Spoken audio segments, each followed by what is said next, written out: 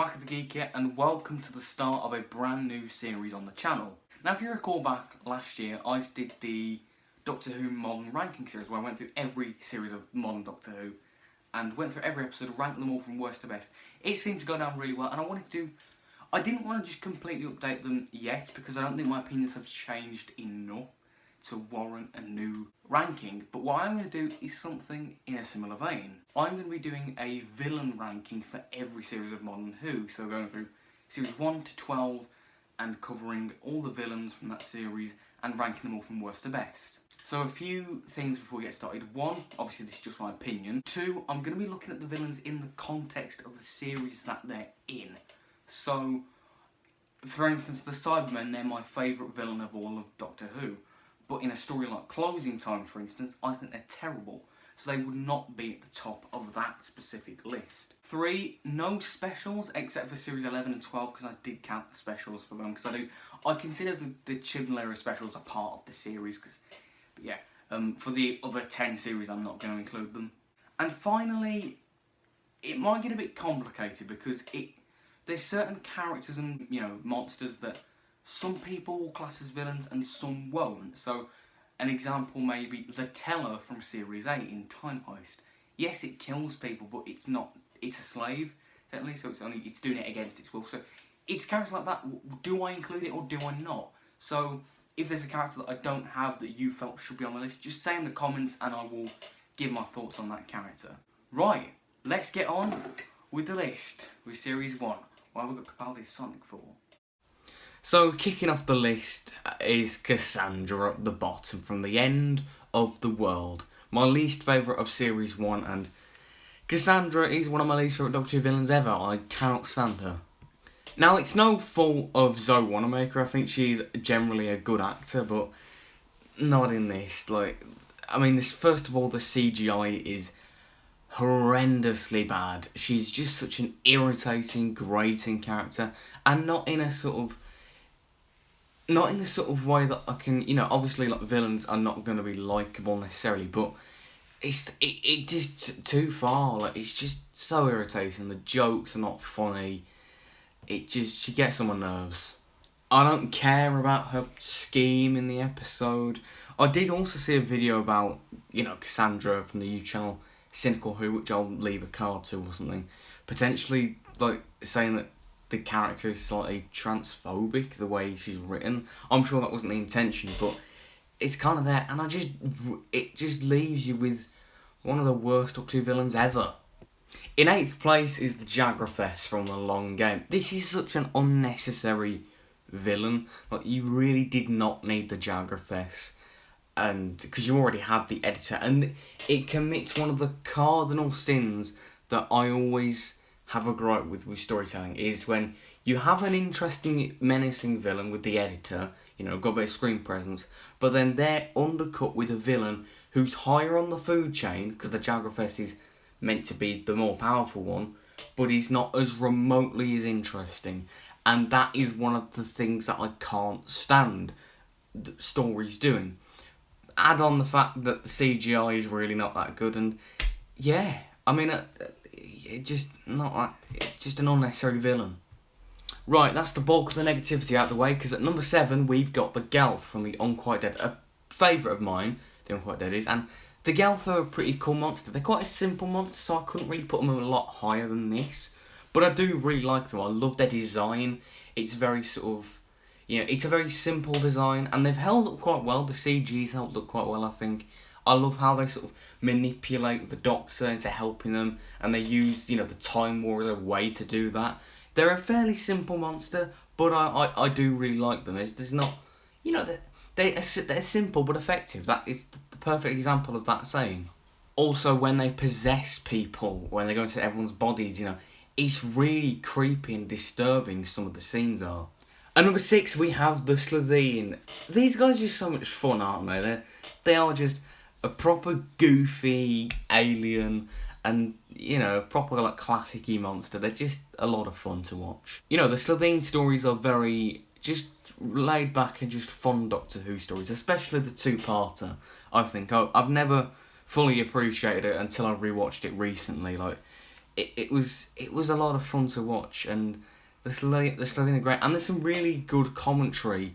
That I think the Slovene are a really good metaphor, especially in that Aliens of London two-parter about, the whole farting aliens thing is a metaphor for how governments will and politicians will just talk out of the backside, and how they're completely incompetent sometimes. And I think that was a really cool message. I think what does hold them back a bit is the whole farting aliens gag can be a bit cringy at times, and there are some really just really cringeworthy moments at times. But overall, I think they're really good. I also want to mention Annette Badland as, Blomfeld-Foch, or Margaret the Slovene. She was great, and in Boomtown especially, they really delve into this character a hell of a lot more. There's a lot of depth there, and I really like that Boomtown is that really good character piece on, an alien. I think I love how they returned in Boomtown, and it was just, it was great. At number 5, we have the Autons / the Nestine Consciousness, the first monster in Modern Who in Rose, the first episode, and they were the perfect classic monster to bring back, because they're a simple monster. They're just as effective in Rose as they were back in the 70s in the John Pertwee era. Very simple, shopping the dummies, killing people. It's a great massacre scene, and I think that they look a lot more convincing here than they did in the 70s. I think they actually do. They properly do look like mannequins and not just people in masks. I think the illusion is better in the modern series. It's a great update of a monster. As I said, they were a perfect monster to have in the first episode. It doesn't alienate new fans with a simple concept, but classic fans, the iconography's there. It's all there. The only thing that kind of slightly drags them down is the Nestine is just a bit sort of. I don't think it's too bad, but it's just not the greatest thing in the world. But Autons, great stuff. Number 4, we have the editor, played by the class actor that is Simon Pegg in The Long Game. Now, unfortunately, yes, the villain is undercut because of the Jagrafest, but Simon Pegg gives an incredible performance. He is definitely the best thing, in my opinion, about The Long Game. He was absolutely incredible. He's got that sort of he's got a bit of a jovial side to him. He can be quite jokey, especially when he's with the Doctor and Rose, but he's also can be serious. And I love the idea of him manipulating, the scenes, the whole fake news kind of thing on, Satellite 5. Then he forgot then, but Satellite 5. Just a really good villain, in my opinion. At number 3, we have the Reapers from Father's Day. Now, in the context of Doctor Who, I don't necessarily think they work, because it's like they're trying to stop any time anomalies and such. It's like, wouldn't they be in every episode then? But in the context of just the story itself, they're a fantastic villain. The design is great. I love how they look very demon. They look very demonic, like a demon of death and stuff. And I think having them in the church, like the setting of the church, it helps that sort of imagery really well, I think.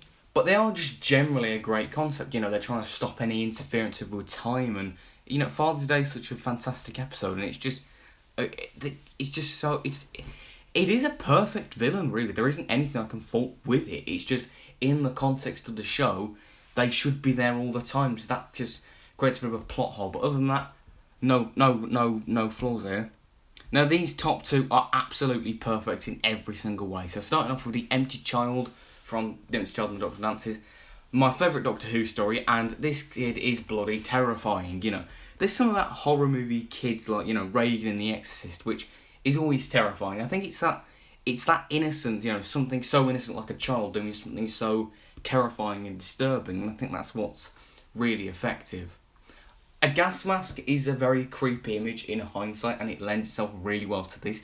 The "Are you my mummy" catchphrase is also really just chilling as well, the way it's delivered and the way everybody else delivers it. And then obviously when you're infected, you become one of the gas mask zombies. It's just, the transformation is horrifying. It's absolutely it's horrible, but in the best way possible.